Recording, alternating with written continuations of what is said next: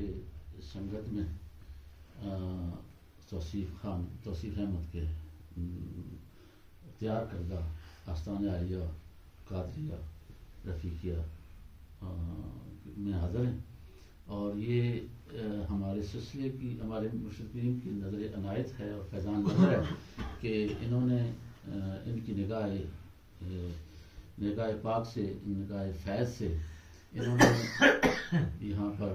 ایک اور فیضان کا چشمہ جس کی ابتدا یہاں سے ہوگی، اور انہوں نے کی ہے ابتدا، اور یہ ہمارا چوتھا آستانہ عالیہ مبارکہ ہے مرشد کریم کا، جو اس کی ابتدا یہاں سے ہو رہی ہے ماشاءاللہ۔ یہ اللہ کا سب شکر و احسان ہے کہ جس سفر کو لے کر اکیلے آپ نے سفر کا آغاز کیا اور بڑھتے بڑھتے کارواں بنتا گیا اور سفر جاری و ساری ہے۔ میرے مرشد کریم اختم سلطان الفقر ہیں، اور آپ کا فیض اس وقت دنیا کے اندر، اس کائنات کے اندر اگر آپ بغور مطالعہ کریں، بغور دیکھیں تمام پیروں کو، تمام فقیروں کو، تمام آستانوں کو، تو آپ کو اس فیض کا جو آپ کے ہاں سے منبع جاری ہوا وہ آپ کو اس وقت کائنات میں کہیں بھی نہیں ملے گا۔ روح زمین پر یہ دعویٰ نہیں، یہ عمل ہے، اور آپ کے سامنے وہ فیض کا سرچشمہ بیٹھے ہوئے ہیں۔ اس میں کوئی دو رائے نہیں ہے کہ میں مبالغہ رائے سے کام لے رہا ہوں، یا میں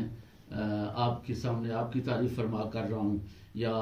آپ کے سامنے، کیونکہ جو حقیقت ہے، سورج جو ہے وہ روز روشن کی طرح جب عیاں ہوتا ہے، طلوع ہوتا ہے، تو اس کو کوئی جھٹلا نہیں سکتا، سبحان اللہ، کوئی نہیں جھٹلا سکتا۔ کوئی کہے کہ یہ رات ہے تو رات نہیں ہوتی، سورج ہی ہوتا ہے، وہ نظر آتا ہے، اور آپ سامنے بیٹھے ہوئے ہیں۔ اور جیسے میں نے آپ کے سامنے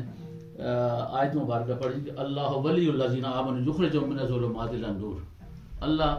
دوست ہے ایمان والوں کا جو نکالتا ہے ان کو ظلمات سے، اندھیریوں سے، اور اندھیروں سے نکال کر نور طرف لے جاتا ہے۔ تو وہ اللہ تعالیٰ جو نور ہے، جو فیض ہے اس میں اللہ ذات پاک کا، وہ اس وقت جیسے میں نے پہلے عرض کیا کہ وہ کائنات کے اندر اس وقت ہمارے علم میں نہیں ہے۔ میں نے جتنی اسٹڈی کی ہے، میری 60 سال عمر ہو چکی ہے، 60 سے اوپر ہو چکا ہوں، میں نے تلاش حق میں رہا ہوں۔ میں نے آتے ہوئے راستے میں بھی آپ سے ذکر کیا تھا کہ وہ تلاش حق کا سفر تھا جو ہمارا 2005 کو شروع ہوا اور اب تک جاری و ساری ہے، اور الحمدللہ ہمیں مرشد ملے اور ہم نے ایک سلسلہ شروع کیا، اور آپ کا جو فیض کریم ہے وہ ڈنکے کی چوٹ پر ہے، یعنی آپ دوزانو ہو کر طلب میں سے دوزانو ہو، آپ کے سامنے بیٹھے آپ، اور آپ کو پتہ چل جائے گا کہ فیض کیا ہے۔ یہ نہیں ہے کہ جیسے لوگ کہتے ہیں جی آپ آئیں جی آپ یہ لطیفہ پڑھیں، آپ یہ لطیفہ پڑھیں، آپ کو یہ ملے گا، آپ یہ ملے، اتنے اوراد کریں، اتنے وظائف کریں، آپ کو یہ شے ملے گی۔ نہ یہاں نہ وظیفوں کا چکر ہے، نہ یہاں پر کوئی لمبی چوڑی نمازوں کا چکر ہے، نہ یہاں پر کوئی نوافل کا چکر ہے، یا مطلب کوئی اتنا لمبا چوڑا سسٹم ہی نہیں ہے۔ مرشد کریم کے سامنے بیٹھے آپ کو وہ بیعت کریں گے، آپ کو واصل باللہ کر دیں گے، واصل رسول کر دیں گے، واصل باللہ کر دیں گے، اور اس میں اللہ ذات پاک کا فیض آپ کو عطا کر دیں گے، اس میں اللہ ذات پاک کا فیض، اس میں محمد کا فیض عطا کریں گے، اور آپ کے قلب کو روشن کر دیں گے اللہ کی عطا سے، اللہ کے دیے ہوئے فیض سے، اللہ کی دی ہوئی توفیق سے۔ یہ آپ کے قلب کو، آپ کے ذہن کو ایسے روشن کر دیں گے کبھی اس کے اندر اندھیرا آئے گا ہی نہیں۔ یہی ہے کہ ظلمت نکلتی ہے، اللہ دوست ہے کس کا؟ ایمان والوں کا، اور ان کو نکالتا ہے اندھیروں سے روشنیوں کی طرف۔ تو آپ اپنے آپ کو بیٹھے ہوئے یہاں ان کے سامنے بیٹھے ہوئے محسوس کریں گے کہ میں ایک سمندر میں تیر رہا ہوں، ایسا سمندر جو نور کا سمندر ہے، ایسی کوئی فیض نہیں دے سکتا کائنات کے اندر، ایسا کوئی شخص نہیں۔ آپ بڑے بڑے آستانوں پہ چلے جائیں، بڑے بڑے آستانے جو سب موجود ہیں، قدیم نشین موجود ہیں،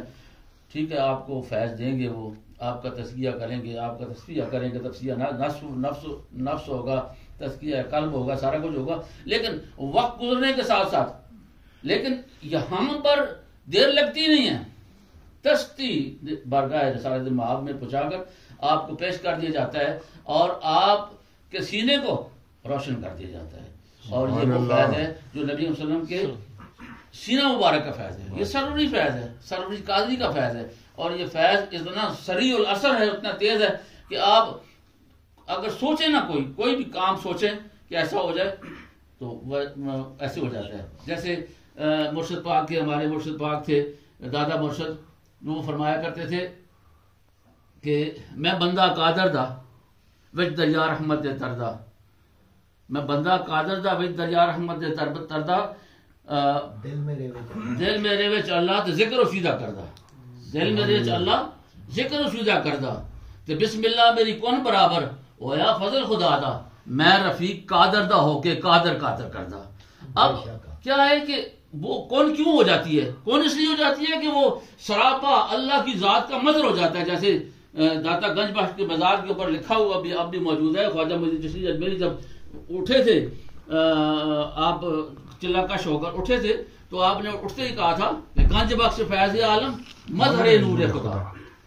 گنج بخش فیض عالم مظہر نور خدا، ناقصاں را پیر کامل راہ رہنما. تو گنج بخش جو ہے وہ جو خزانہ بخشنے والے ہیں